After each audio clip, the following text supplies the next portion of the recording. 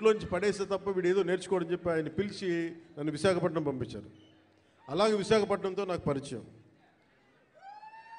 అలాగే మన Uttarandhra ఆటపాట by by ఏ బంగారు బాయి చెరువు కాడ బోరింగు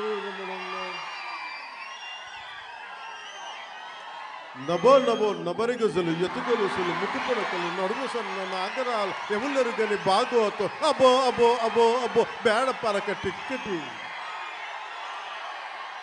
ఇవన్నీ ఎక్కడి నుంచి వచ్చినాయి నాకు అంటే, ఇదిగో ఆయన పుణ్యం. ఉత్తరాంధ్ర ఆట పాట నా గుండెల్లో నా అణువున నింపేశారు. అలాగే అంటే అలాంటి విశాఖపట్నం సినిమాలకే కాదు, ఇదే నోవాటెల్లో ఒక 2 సంవత్సరాల క్రితం నలిపేస్తే నువ్వు బయటికి రాకూడదు కారులో నుంచి కూడా అని అప్పుడున్న పోలీసు ఉన్నతాధికారులు నలిపేస్తే,